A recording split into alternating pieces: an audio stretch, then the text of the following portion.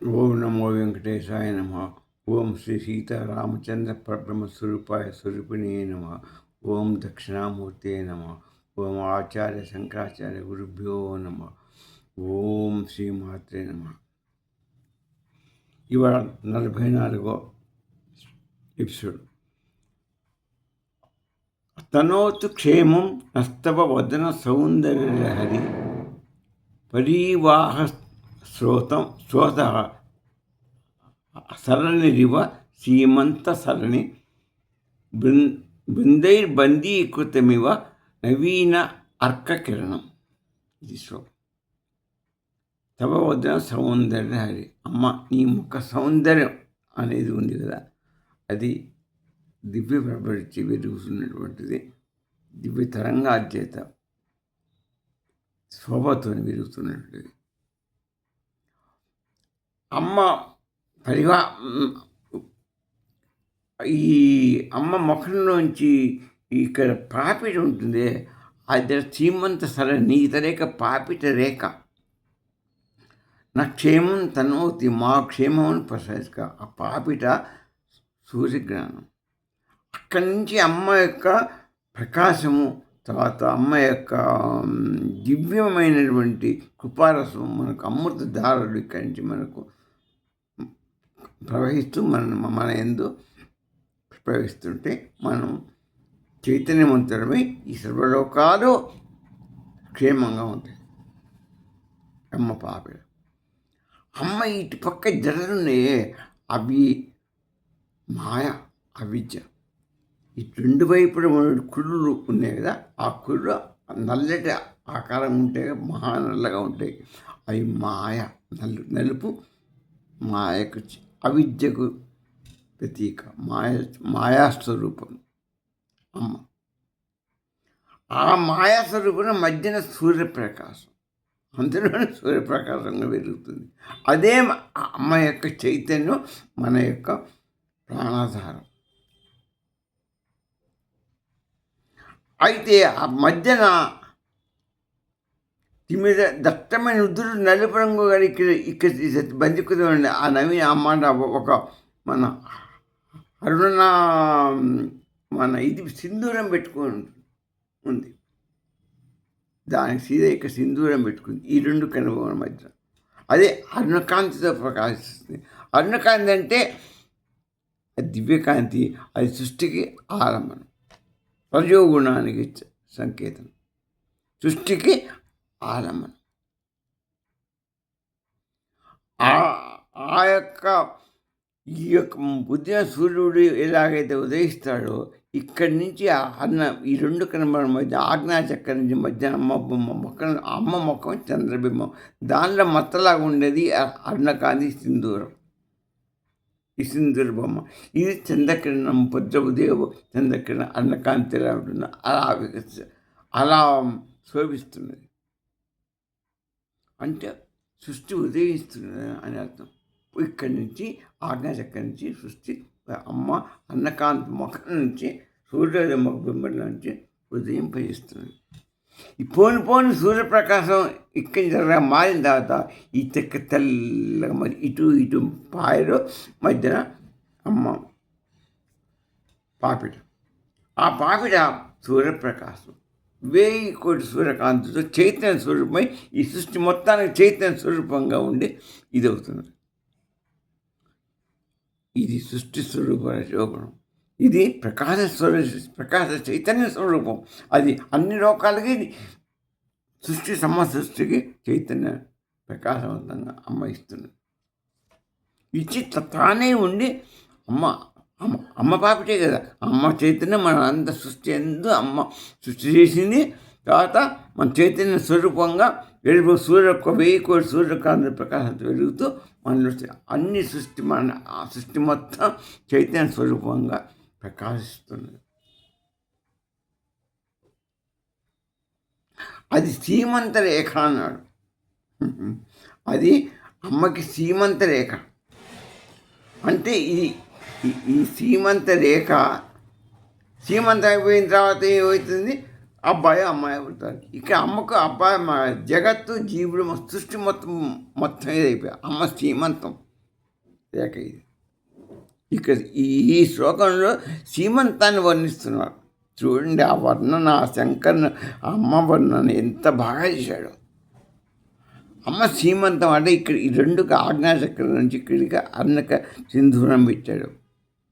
సూర్యప్రకాశ కిరణంతో 1000 కిరణాలతో అది వెలుగుతున్నది. ఆర్నక అది రజోగుణానికి ఎరుపు కాంతి సంకేతం, అది సృష్టికి మూల సంకేతం. దానిలో నుంచి రజోగుణం నుంచి సీమంతం, సీమంతానికి గుర్తు సింబల్గా పెట్టాడు. తర్వాత సృష్టి జరిగింది. తర్వాత చైతన్యం ఈ తెల్ల పాపిట చైతన్యం 1000 కోట్ల సూర్యులతో పెరిగి ఈ సృష్టికి చైతన్య స్వరూపిణి వెలుగుతున్నది. అన్నిటికీ చలనాత్మకంగా సృష్టికర్తగా సృష్టి మొత్తానికి చైతన్య స్వరూపంగా మారింది. మళ్ళీ ఇది మాయాశక్తి మధ్య సూర్యప్రకాశం. ఎక్కడ ప్రకాశం లేదు, చీకట్లోనే ప్రకాశం ఉంది. నువ్వు ఎక్కడనో ఉండకుండా అవిద్య నాలో ప్రకాశం లేదు అని నువ్వు అనుకుంటున్నావు, కానీ నీలోనే ప్రకాశం ఉన్నది. ప్రకాశం నీలో నువ్వు అవిద్యలో ఉన్నా అనుకుంటున్నావు. అవిద్య లేవు, నువ్వు తెలుసుకోలేకపోతుంది. నీలో ప్రకాశం ఉన్నది. ఈ పాపిడైతే ప్రకాశం ఉందో, ఈ పక్కన 2 చీకటి అమ్మ కుట్లు ఉండే మధ్య ప్రకాశం ఉందో, అట్లనే నీలో ఉన్న అవిద్యలోనే ప్రకాశం ఉంది. అదే ఆత్మస్వరూపంలో నీలో వెలుగుతూ ఉన్నది. నీ శరీరం అంతా మాయా స్వరూపంతో, ఎంత శరీరం అంతా మాయాస్వరూపం.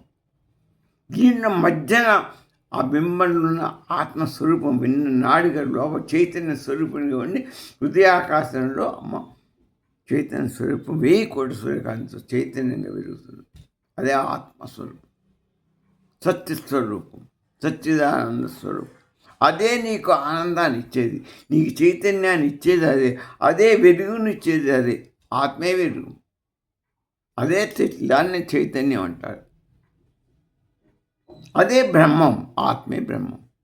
ఆ బ్రహ్మమే సత్యస్వరూపం, సర్వకోటి సూర్యకాంతి స్వరూపం. అది స్వామి అమ్మ ఇద్దరు ఉన్న రూపం. అది ఇంటి ఎక్కడ లేదు.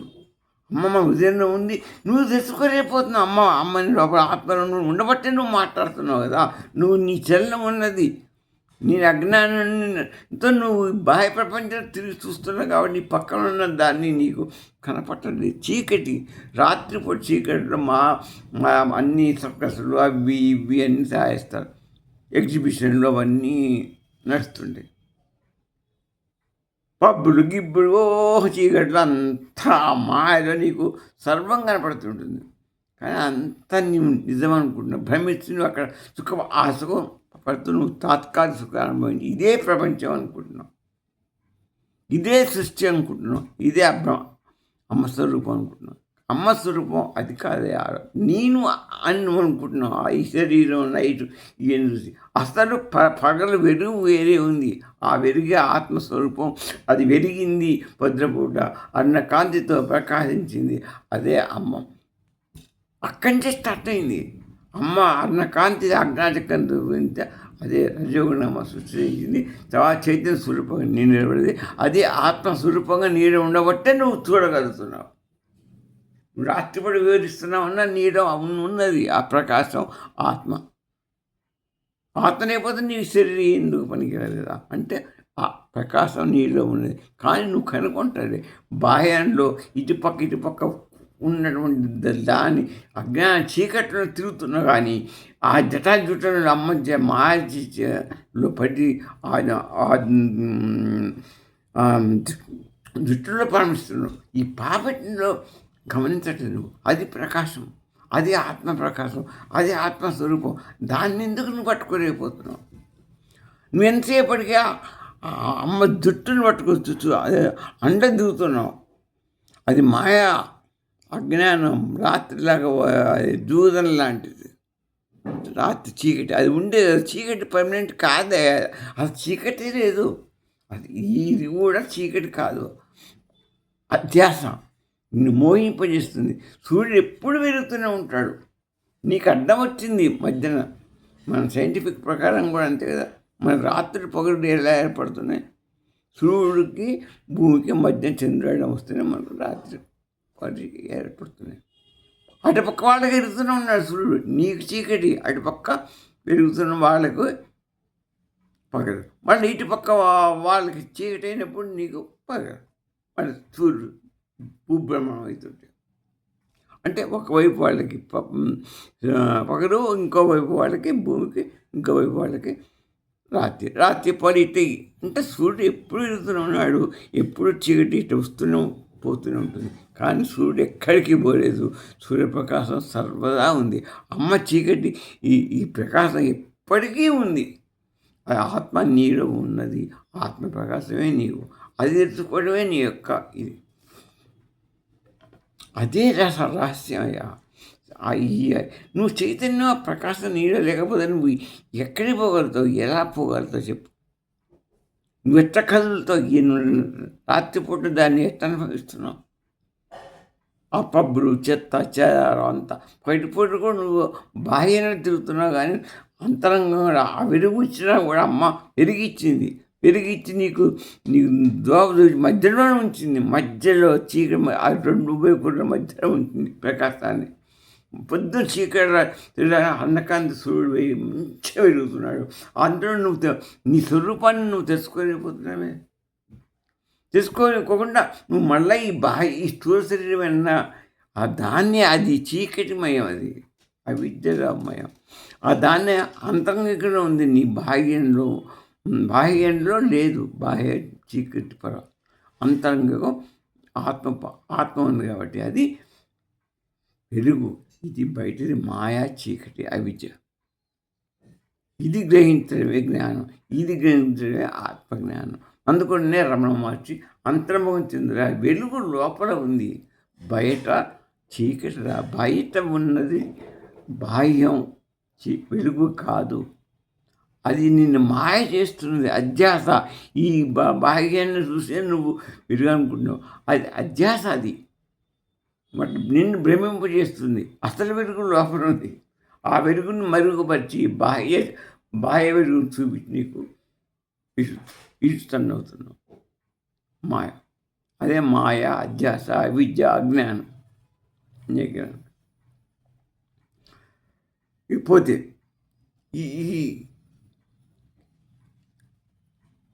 ఇక మనం ఇంకో శ్లోకం చెప్పుకుందాం అనుకున్నాం కదా, ఆ శ్లోకం కూడా ఒక మాట చెప్పుకుందాం. అదేంటంటే తనోతు క్షేమం నస్తవ వదన సౌందర్యలహరి పరివాహ శ్రోత సరణిరివ సీమంత సరణి వహంతి సింధూరం ప్రబల కబరీ భారతిమిర దిశాం బృందై బందీకృతమివ నవీన అర్క కిరణం.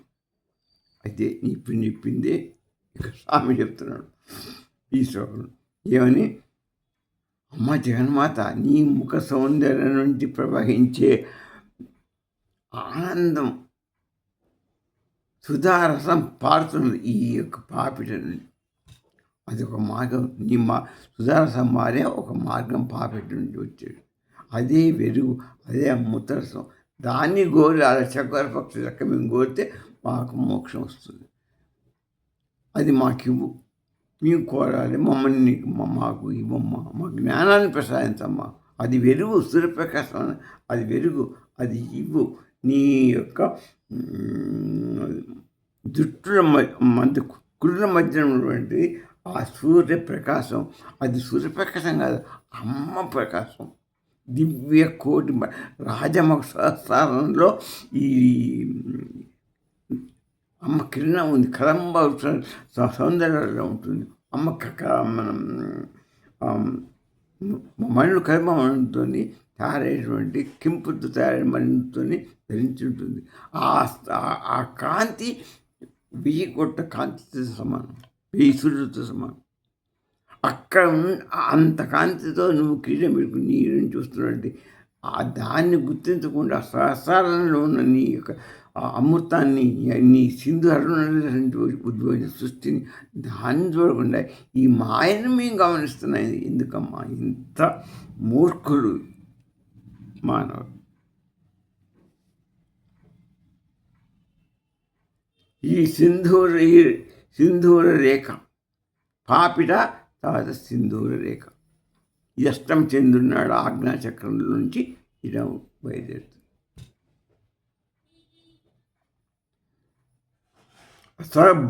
బ్రహ్మాండం కోడి సూర్యమాందంతో పెరుగుతుంటుంది. నీ సీమంతం అంతర్గత తత్వం. ఇక్కడ శంకరాచార్య ఏంటంటే అంటే దేవి శిరోభూషణాన్ని అమ్మని శిరోభూషణం అంటే కిరీటాన్ని కూడా వర్ణించడం. ఆయన చెప్పేంటి, అమ్మ నల్లని కేశాలు ఆవరణ. ఈ రెండు వైపులు అమ్మ కేశాలు ఆవరణ అంటే అధ్యాస. నేను చెప్పాగా అది అధ్యాస, అది చీకటి కాదు, నీకు అలా కనిపిస్తున్నాయి. ఇంత కద్రుడు పంజంగడు తెల్లని అశ్వం అశ్వం ఉంది, దేవతా అశ్వం. దాని తోక తెల్లగా ఉందా నల్లగా ఉందన్నారు. పొడి పెట్టుకుంటే ఒక కద్దురు ఏమో నల్లగా ఉందండి, ఒక వినత ఏమో తెల్లగా ఉంది. పోటీ పెట్టుకున్నాడు. చివరికి ఆ తెల్లగానే ఉన్నాయి యాక్చువల్గా, కానీ నల్లగా కనిపించేట్టుగా చేసింది అది భ్రమ. అది ఎట్లయితే తెల్లగా ఉన్న వెంట్రుకలు వచ్చేస్తున్నాడు నల్లగా కనపడుతుంది. అమ్మ కుర్రులు కోటిన ప్రకాశ విద్య కాదు, అది అజ్ఞానం కాదు, మాయ కాదు. నల్లని కేశాలు ఆవరణ మాయతోని అవిద్యతోని కప్పి ఉంచినటువంటి కుర్రు. ఆ కుళ్ళ మాయతోనే కూడుకొని ఉంది, అంతే. ఆవరణం అది. ఒక మాట చెప్పంటే నల్లని కేశాలు ఆవరణం. ఈ ఎర్రని సింధూర రేఖ ఉంది లేదా, అది సృష్టికి చైతన్యం. ఎర్రని సృష్టి, దానికి చైతన్య శక్తి. సూర్యకిరణం ఇది పైన పుద్రపుడ ఎర్రగా ఉంటుంది, కొద్దిగా అయిన తర్వాత తెల్లగా అయిపోతుంది, సూర్యకిరణాలు వస్తాయి. అది చైతన్య శక్తి. ఎర్ర సింధూరం చేయలేదు. సూర్యకిరణం జ్ఞానం, వెలుగు. ఆ జ్ఞానం అంటే స్పందన, నీరు, చైతన్య స్పందన, చైతన్య ప్రకాశం ఉంటేనే లోకాలకి చైతన్యం ఉంటుంది, రాకపోతే లేదు.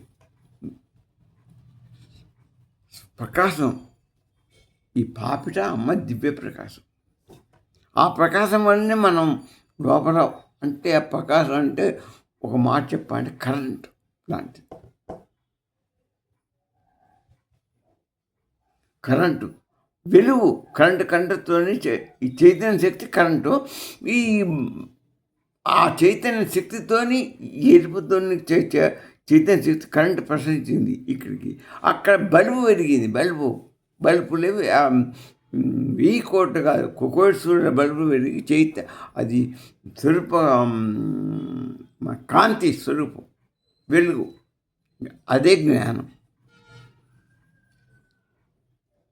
కానీ ఎంత బాగా చెప్పాడా.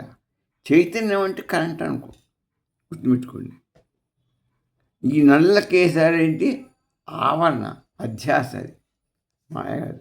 ఈ మధ్య రెండు ఆజ్ఞాచక్రం మధ్య ఈ సింధూర రేఖ ఉంది కదా, అది చైతన్యం. పైన పాపిట ఉన్నది కదా, అది జ్ఞాన ప్రకాశం.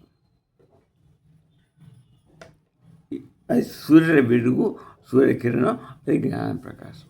1000 కోట్ల సూర్యకాంతితో వెళ్తుంది. ఆ సూర్యకిరణం అంటే ఈ సూర్యకాంతి కాదు, అమ్మ సూర్యకాంతి, అమ్మ యొక్క కాంతి, అమ్మ యొక్క దివ్య ప్రకాశం. అమ్మ చైతన్య శక్తి అంటే అమ్మ స్వామి యొక్క లోంచి వెలువడిన అపరిమితమైన చైతన్య శక్తి. ఈ ఎర్ర సింధూరం స్వామి యొక్క ఎర్రని చైతన్యం. ఆ చైతన్యం నుంచే 1000 కోట్ల సూర్యకిరణాల యొక్క సూర్యశక్తి, బల్బు పెరిగింది. అదే అమ్మ పరాశక్తి. ఆమె బట్టి సృష్టి ఎంత వచ్చింది. ఆమె చైతన్యంగా మారి అందరితో సృష్టి మొత్తం చేస్తుంది.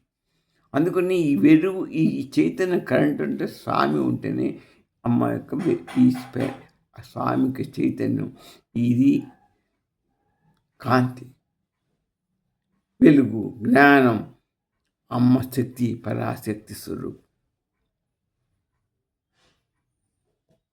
అంటే ఈ అవిద్యని ఛేదించి జ్ఞానం ప్రకాశించడం అన్నమాట. అమ్మ ప్రకాశం బలి పెరిగిందంటే ఈ చైతన్య అజ్ఞానం మాయని ఇటుపక్క మాయగా ఈ మాయని వీడి నేను జ్ఞానం ప్రకాశిస్తుంది అన్నమాట. అదే 1000 కోట్ల కాంతి. 43 శ్లోకంలో మనం చెప్పుకున్నాం ధ్వాంతం నుండి 44 శ్లోకంలో ఏం చేస్తున్నప్పుడు ఇక్కడ నవీన అర్క కిరణం, కొత్తగా సూర్యకిరణం, సూర్యకాంతి గురించి చెప్పుకుంటున్నాం. అక్కడ ధ్వాంతం చీకటి గురించి, ఈ కుళ్ళు గురించి చెప్పాము. మనం అక్కడ గుర్తుంచుకుంటే నల్లని కేసారి మాయా ఆవరణం. ఈ నల్ల కేసారి ఏంటి? మాయా ఆవరణం.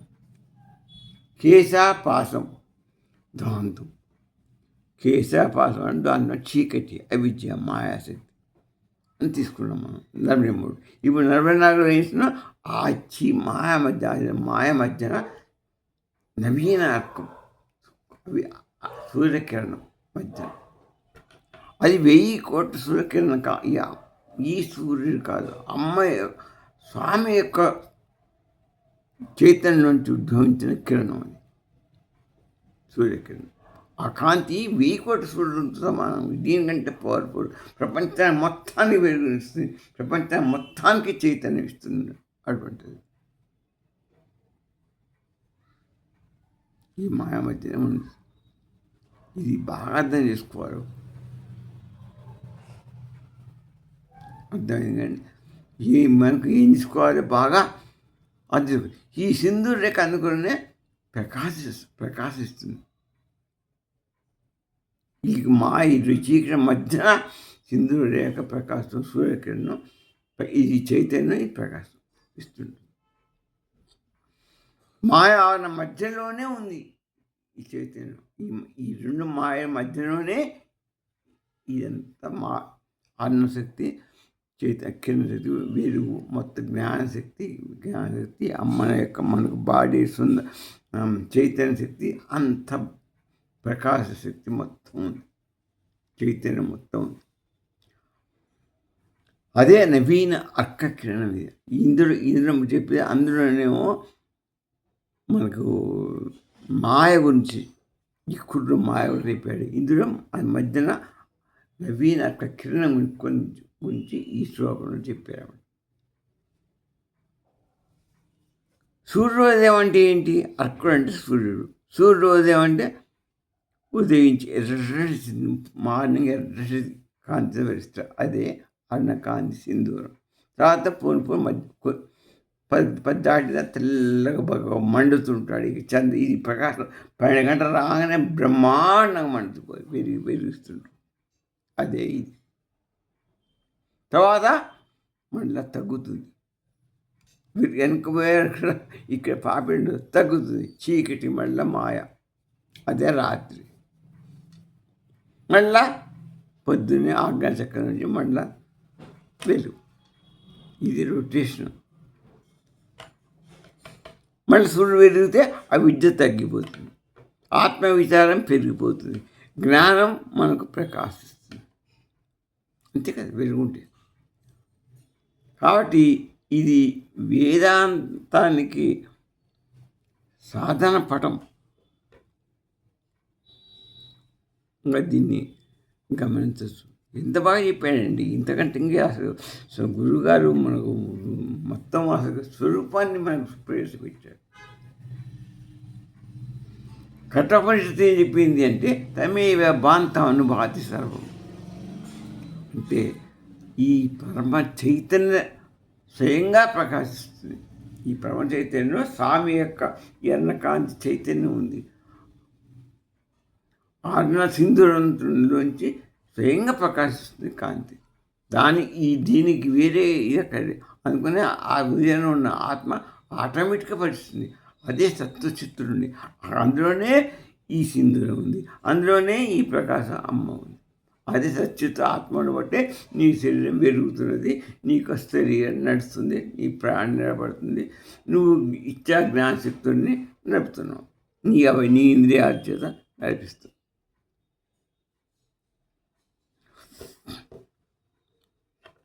అందుకని మనం అమ్మ యొక్క సింధూర కాంతిని బాహ్య సూర్యకాంతిగా చూడకూడదు. ప్రకాశ అస్త్ర ప్రకాశ ఆత్మ చైతన్య ప్రకాశ కాంతిగా మనం చూస్తే మనకు మోక్షం. ఇక దీని శంకర స్వామి ఏమన్నా అంటే ఆత్మ స్వయం ప్రకాశం, సత్యస్వరూపం, అది ఇప్పుడు స్వయం ప్రకాశం, దానికి వేరే అక్కడ వెలిగించేవాడు ఎవరు లేరు. అది ఈ కాంతి అందులో ఉంది, ఈ ప్రకాశ కాంతి అందులో ఉంది. అంటే సత్యత్వం అందులో ఉన్నారు కాబట్టి, ఇద్దరు ఉన్నారు కాబట్టి స్వయం ప్రకాశం. బ్రహ్మం సత్వచిత్ అంటే చిదాకాశంలో ఉన్న బ్రహ్మస్వరూపం అంటే అది స్వయం స్వయం ప్రకాశకుడు కాబట్టి ఆత్మ ఎప్పుడు స్వయం ప్రకాశం, బ్రహ్మం కాబట్టి. ఈ అవిద్య అనేది ఏంటి? అవిద్య, అధ్యాస, ఇవన్నీ మాయా. ఏంటి? అసలు వస్తువుని మనకు తెలియనియదు. ఇది ఆత్మ సత్యము, జగన్ మిథ్య అనే సంగతి, బాహ్యం మిథ్య, బాహ్య శరీరం మిథ్య అని తెలవటాలి. మనం బాహ్యం ఎరిగే మనం కరెక్ట్గా ఇది కాదు, లోపల ఉన్నది అసలు వెలుగు అని ఆత్మను తెలుసుకోవడం అనేది నిజమైన విద్య. అదే ఆత్మ విద్య, ఆత్మజ్ఞానం. ఎందుకంటే సూర్యుడికి ఈ బాహ్యానికి నీకు చీకటి వెలుగు రెండు కనపడుతున్నాయి. లోపల ఆత్మలో నీకు రెండు ఎప్పుడు ప్రకాశిస్తూనే ఉంటుంది. ఇప్పుడు ప్రకాశించే ఆత్మ గొప్పదా? నీకు బాహ్యంలో ఒక 12 గంటల వెలుగు, 12 గంటల చీకటి వస్తుందా? నీకు చూస్తాను, నువ్వే చూస్తున్నావు, నీ కలుస్తుంది. పగలు రాత్రులు రెండు ఏర్పడుతున్నాయి, కానీ లోపల ఏర్పడలేదు. కాబట్టి ఏది గొప్ప, ఏది సత్యం, అది ఒక్కటి ఆలోచించవయ్యా.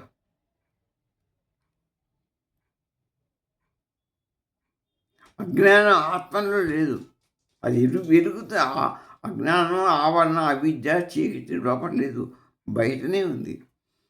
దాన్ని తెలుసుకోలేకుండా నీకు మాయ, అధ్యాస ఏర్పడేది.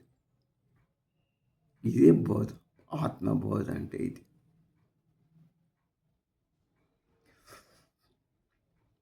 ఈ సింధూరంలో మనం చెప్పుకున్నాం, అందులో సింధూరం యొక్క ఎరుపు శ్రీవిద్య శక్తి,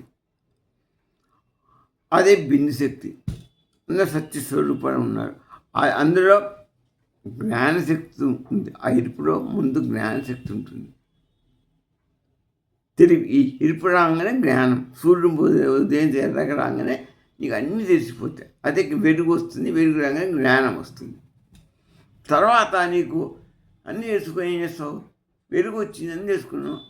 ఆహా, ఇది బాగుంది, ఆ వస్తువు బాగుంది, ఇది కావాలనేటువంటి ఇచ్ఛాశక్తి కలుగుతుంది. ఆ తర్వాత ఇచ్ఛాశక్తి ఎప్పుడు కలిగిందో దాంతో క్రియాశక్తిని ఉపయోగిస్తావు. బుద్ధిని, మనసును, నీ యొక్క ఈ బాహ్య రూపంతో మొత్తం దాన్ని సాధించడానికి ప్రయత్నిస్తాం. అదే క్రియాశక్తి అని తయారు చేస్తారు. ఇదంతా ఆ మాయతో చేస్తాం. ఈ త్రివిధ శక్తులు పరాశక్తి స్వరూపం. అదే ప్రకృతి, అదే జీవత్వం.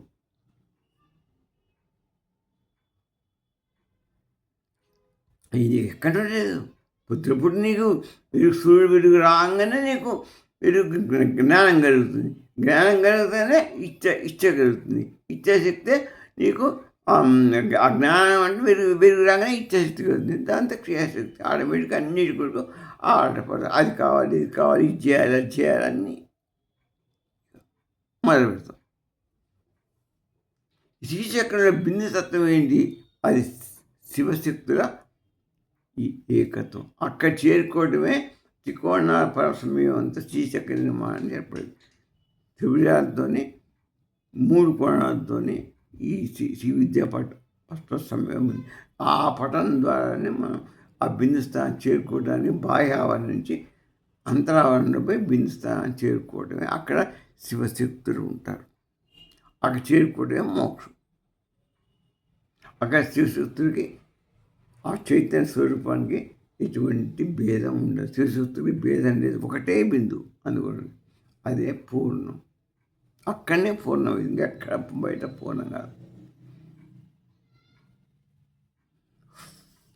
పోతే సీమంతరేఖ అంటే మధ్యరేఖ అనుకోవాలి. ఇక్కడ అమ్మకు సీమంతరేఖ అంటే ఏంటి?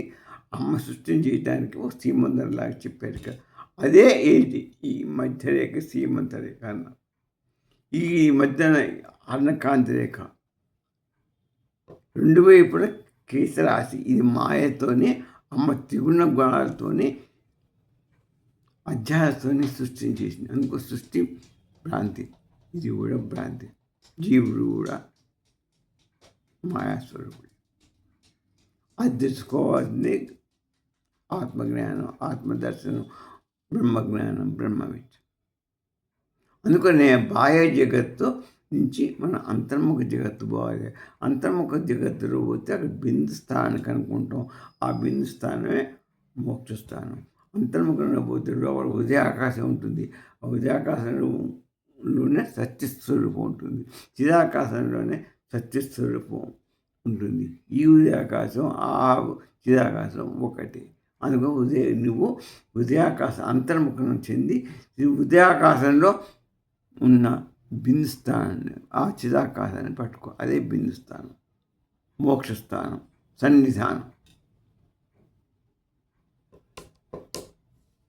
ఇప్పుడు మనకు క్లియర్ చెప్పాను. సీమంతం మధ్యరేఖ.